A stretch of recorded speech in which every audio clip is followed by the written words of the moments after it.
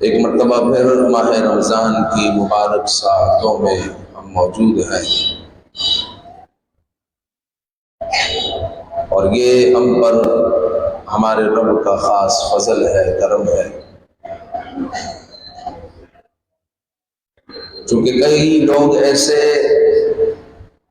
تھے جو پچھلے سال ہمارے ساتھ تھے اور اب نہیں ہے، لیکن رب قدیر نے یہ مہینہ ہمیں ایک مرتبہ پھر عطا فرمایا۔ اس مہینے کے لیے حضور علیہ السلام نے فرمایا کہ اگر پتہ چل جائے کہ اس مہینے میں کیا ہے، کتنی برکتیں ہیں، کتنی رحمتیں ہیں، میری امت تمنا کرے گی کہ کاش پورا سال، سالہ سال، رمضان ہی رمضان، ہم 365 دن روزے رکھنے کے لیے تیار ہیں، رمضان ہی رمضان، لیکن اس کی برکتیں ہم سے چھپی ہوئی ہے۔ اس مہینے میں 2 عبادتیں ہمارے لیے اسپیشل ہیں، دن میں روزہ، رات کو تراویح۔ ان 2 عبادتوں کو لازماً پکڑنا ہے، باقی آپ اضافی عبادت کریں یا نہ کریں یہ آپ کی مرضی ہے۔ شریعت نے آپ پر کوئی تکلیف نہیں رکھی کہ آپ مزید اضافی عبادت کریں، اگر کرتے ہیں تو آپ کے لیے فائدہ ہے، آپ کی مرضی ہے، لیکن 2 عبادت آپ کو لازم پکڑنی ہوگی، وہ یہ کہ دن میں روزہ رکھنا ضروری ہے اور رات کو تراویح پڑھنا یہ ضروری ہے۔ بس صرف 2 عبادتیں ہیں۔ روزے سے متعلق میں کچھ تقریباً 50 مسائل ذکر کرنا چاہوں گا کہ عام حالات میں لوگ سوالات کرتے رہتے ہیں، تاکہ ایک ہی مجلس میں بہت سارے سوالات، بہت سارا علم آپ کو حاصل ہو جائے۔ اسلام میں نیت کی بڑی اہمیت ہے، اور نیت کے بغیر عبادت وقوع پذیر نہیں ہوتی۔ اس طرح نماز آپ پڑھتے ہیں، جب تک نیت نہیں کریں گے نماز نہیں ہوگی۔ اسی طرح روزہ ہے کہ روزے کی جب تک نیت نہیں کی جائے گی روزہ بھی نہیں ہوگا۔ روزے کے لیے بھی نیت کرنا یہ شرط ہے، اور نیت دل کے ارادے کو کہتے ہیں، زبان سے کہنا مستحب ہے۔ جس طرح دعا پڑھتے ہیں لوگ وَبِصَوْمِ غَدٍ نَوَيْتُ مِنْ شَهْرِ رَمَضَانَ، تو یہ دعا اگر کوئی نہ بھی پڑھے اور دل میں نیت ہو تو روزہ اس کا ہو جائے گا، اور اگر کسی نے یہ دعا پڑھی اور دل میں نیت ہی نہیں ہے تو روزہ نہیں ہوگا۔ تو روزہ نیت جو ہے دل کے پکے ارادے کو کہتے ہیں، اور نیت کا وقت، روزے کی نیت کا وقت بہتر یہ ہے کہ طلوع فجر سے پہلے پہلے نیت کر لے، طلوع فجر سے پہلے پہلے نیت کر لے۔ مطلب یہ ہے کہ جب آپ سحری کھاتے ہیں اور سحری کا وقت جو اختتام ہو رہا ہے اس سے پہلے پہلے آپ کا ہاتھ رک جائے اور آپ روزے کی نیت سے ہو جائے، یہ سب سے بیسٹ ہے۔ لیکن اگر کسی نے طلوع فجر سے پہلے نیت نہیں کی کسی وجہ سے کہ بھول گیا تھا یا پھر آنکھ لگ گئی تھی اور یہ سوئے رہے، فیملی سوئی رہی، یہ سویا رہا، 7-8 بجے اس کی آنکھ کھلتی ہے تو اب نیت کر لیں۔ زوال سے پہلے پہلے نیت کرنا درست ہے روزے میں، لیکن بعض ایسی فیملیاں بھی دیکھی گئی کہ جن کی آنکھ لگ گئی اور دیر سے ان کی آنکھ کھلی ہے، سحری انہوں نے نہیں کی تو اس دن گھر میں کسی نے بھی روزہ نہیں رکھا۔ بھائی روزہ کیوں نہیں رکھا؟ اس لیے کہ سحری نہیں کی، تو گھر میں کھانا بھی پک رہا ہے اور کھانا کھایا جا رہا ہے، اور کہتے ہیں کہ بعد میں اس روزے کی ہم لوگ قضا کر لیں گے۔ یاد رکھیں کہ اگر کسی فیملی کے ساتھ یا کسی فرد کے ساتھ یہ حادثہ ہوتا ہے کہ وہ سویا رہتا ہے اور سحری کرنے سے وہ قاصر رہ جاتا ہے، 7-8 بجے مثال کے طور پر اس کی آنکھ کھلتی ہے، تو اب روزے کی نیت کرنا اس پر لازم ہے، کیونکہ روزہ رکھنا فرض ہے، روزہ رکھنا فرض ہے۔ اس طرح نہیں ہو سکتا کہ بندہ کہے کہ میں نے سحری نہیں کی تو میں روزہ نہیں رکھوں گا، یہ چھوٹ نہیں ملے گی۔ یہ چھوٹ صرف اس کو ملے گی کہ جس کی جان کو خطرہ ہو، جس کی جو ہے صحت کو خطرہ ہو، کہ جس کو ایسی بیماری ہے کہ اس نے دوائی نہیں لی اور اب روزہ رکھ لے گا اور دوائی نہیں لے گا تو اس کی جان کو خطرہ ہو جائے گا، صحت کو خطرہ ہو جائے گا.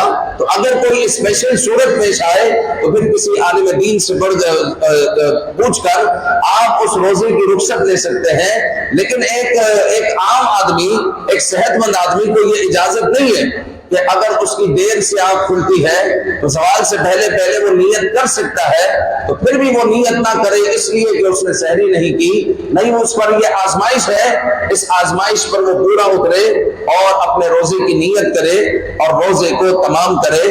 روزہ چھوڑنے کی اجازت نہیں ہے. اسی طرح پورے مہینے کی ایک ساتھ نیت بھی نہیں کر سکتے، ہر روزے کی الگ الگ نیت کرنی ہے. پھر سحری کھانا یہ سنت مبارکہ ہے، اور جب آپ سحری کھائیں گے تو یہ بھی نیت ہی ہے. یہ نیت ہی ہے کہ اتنی سخت نیند آ رہی تھی، آپ نیند کو چھوڑ کر کھڑے ہوئے ہیں اور رات کے اس پہر کھانے بیٹھے ہوئے ہیں. تو کیوں بیٹھے ہوئے ہیں؟ روزہ رکھنا ہے اس لیے بیٹھے ہوئے ہیں.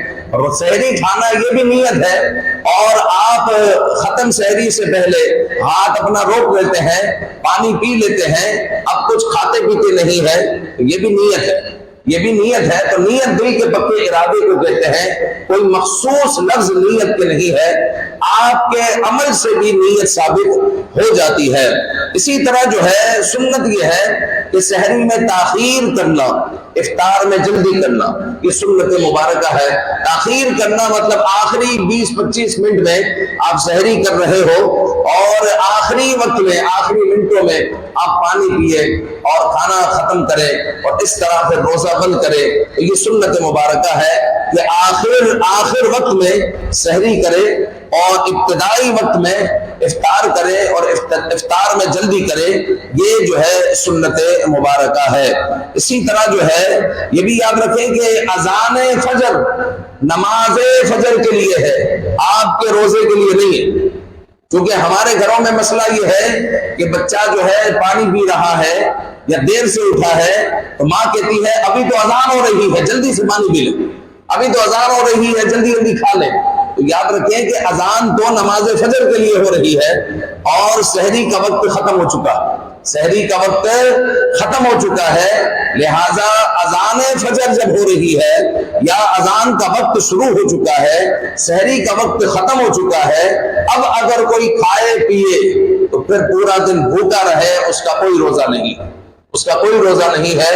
لہذا روزے کے معاملے میں سنجیدگی اختیار کرے اور ہمیں پتا ہونا چاہیے کہ کس وقت روزہ بند ہو رہا، اور ہماری گھڑی بالکل وقت پر ہونی چاہیے اور وقت سے پہلے ہمیں روزہ بند کر لینا چاہیے.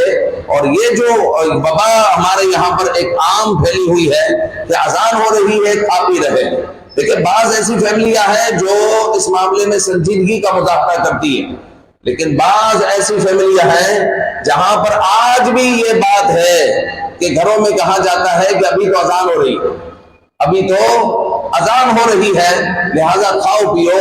اذان ہو رہی ہوتی ہے اور کھا پی رہے ہوتے ہیں. تو اذان نماز فجر کے لیے ہے اور روزے کا وقت اس سے پہلے ختم ہو چکا ہے، لہذا اپنے روزوں کی حفاظت کیجئے. اسی طرح جو ہے جن سے روزہ ٹوٹ جاتا ہے، اگر کسی نے جو ہے جان بوجھ کر روزہ توڑا ہے، ایک ہے خطاً روزہ ٹوٹنا، ایک ہے جان بوجھ کر روزہ توڑنا.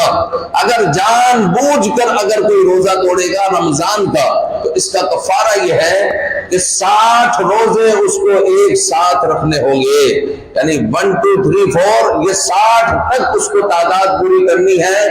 اگر بیچ میں ایک روزہ بھی چھوڑا، یعنی 55 کے بعد 56واں چھوڑ دیا مثال کے طور پر، تو اب شروع سے وہ گنتی پوری کرے گا، شروع سے گنتی پوری کرے گا. اس کے یہ 55 روزے ختم ہو گئے، اب شروع سے دوبارہ وہ 60 روزے ایک ساتھ رکھے گا، کیونکہ اس نے رمضان کا روزہ توڑا ہے. اس کی سزا یہ ہے کہ وہ 60 روزے رکھے گا تو اس کو معافی ملے گی، وگرنہ اس کو معافی نہیں ملے گی. رمضان کے ادا روزے کی یہ بات ہو رہی ہے.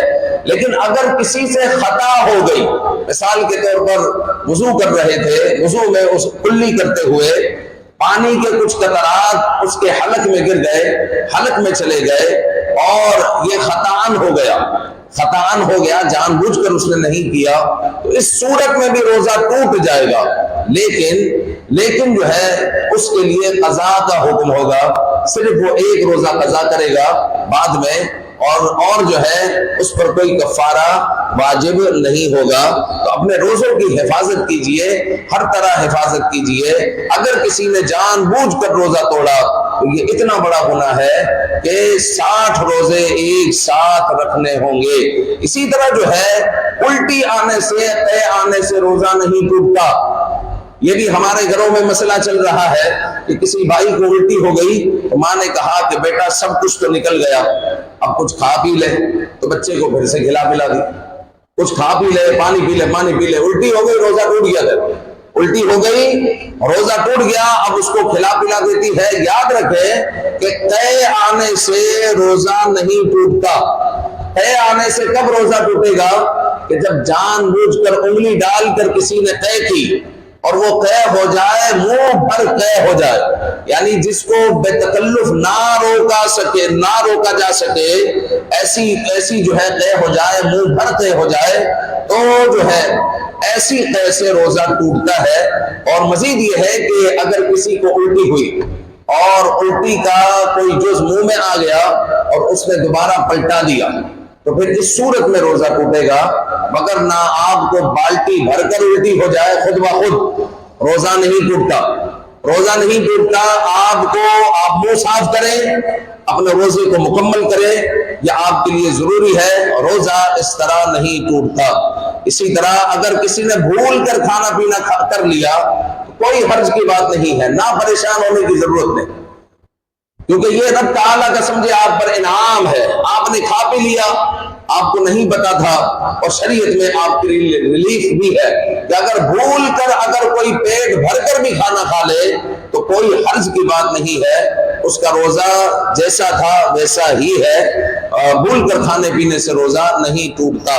مسواک کرنے سے بھی روزہ نہیں ٹوٹتا، بلکہ مسواک کرنا سنت مبارکہ ہے اور ہم لوگوں نے مسواک کو ترک کر دیا۔ یاد رکھیں روئے زمین کا سب سے بہترین برش مسواک ہے۔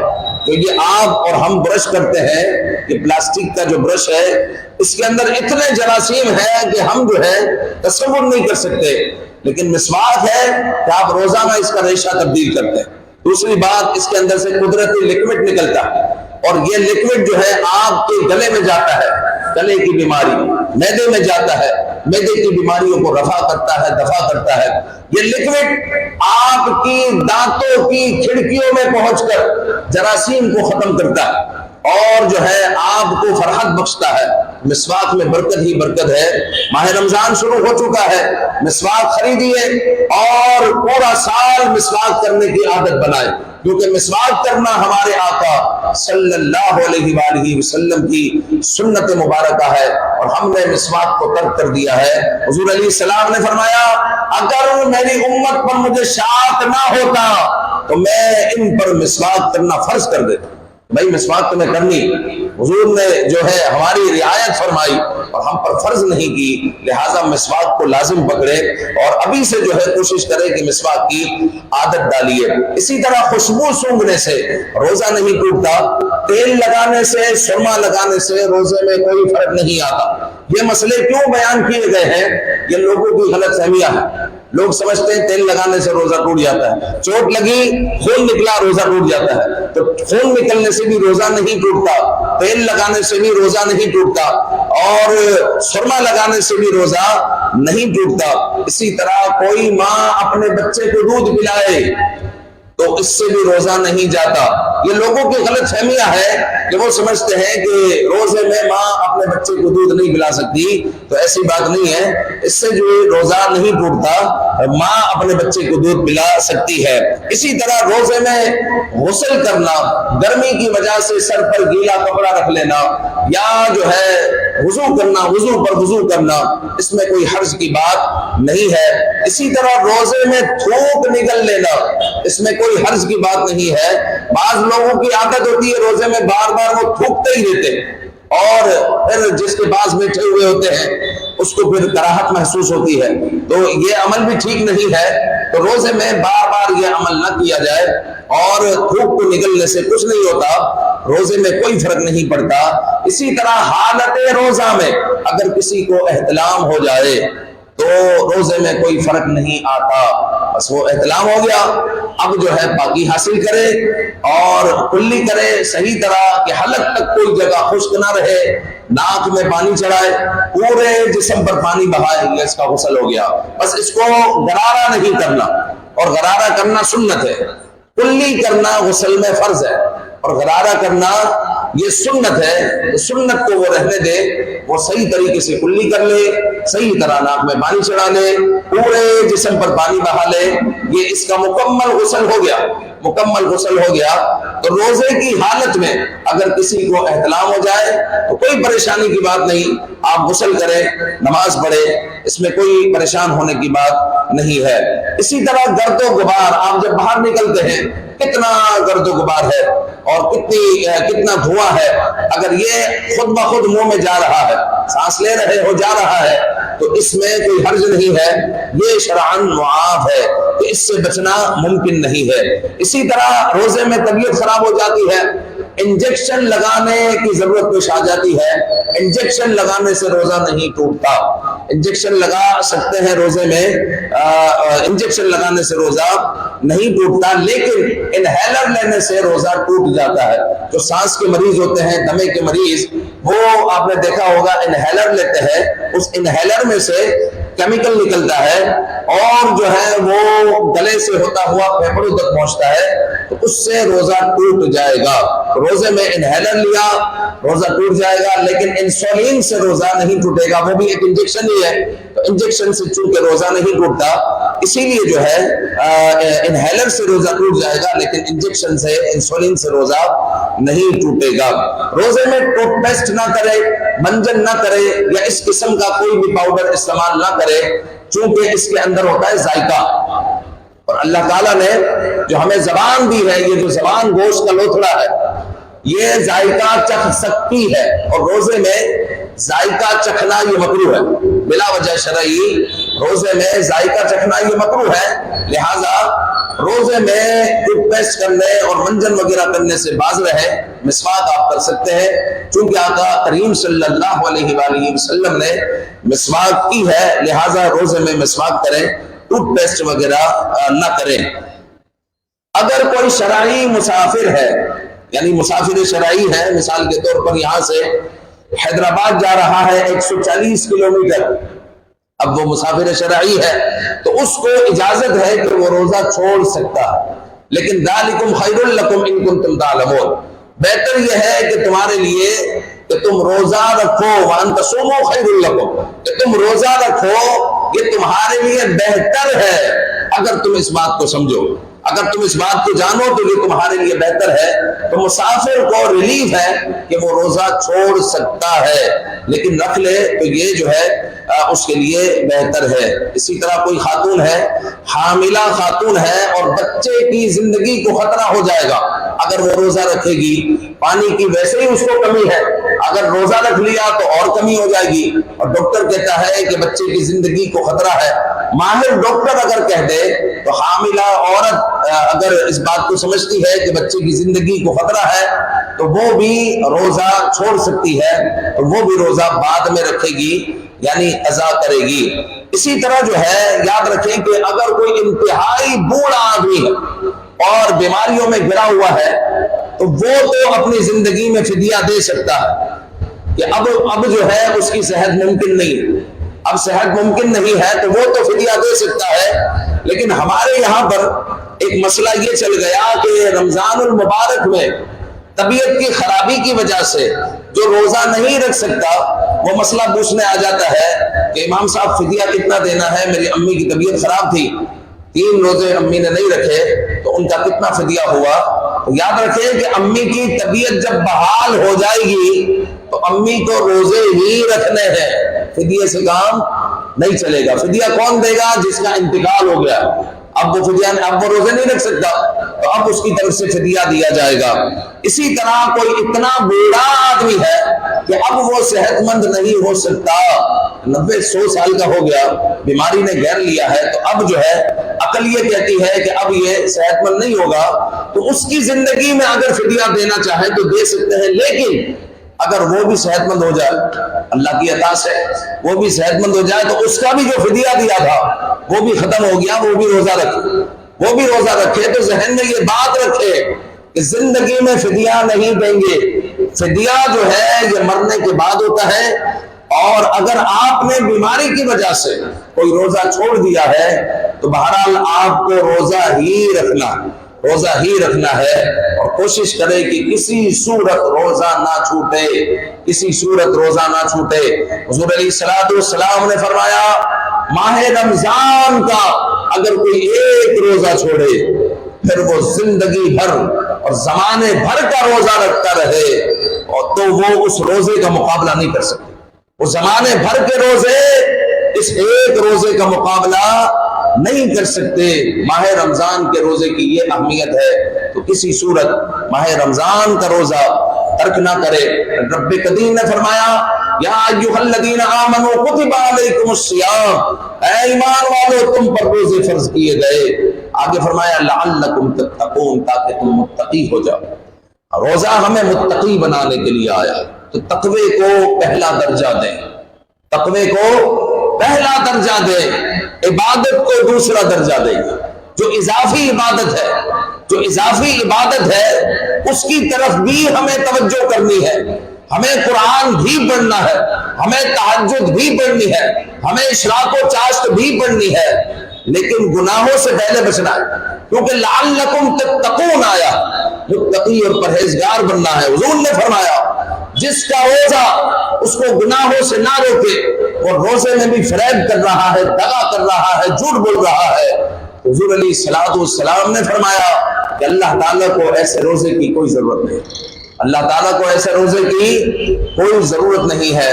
روزے میں سب سے پہلے ہمیں تقوی اختیار کرنا ہے، اور تقوی کیا ہے؟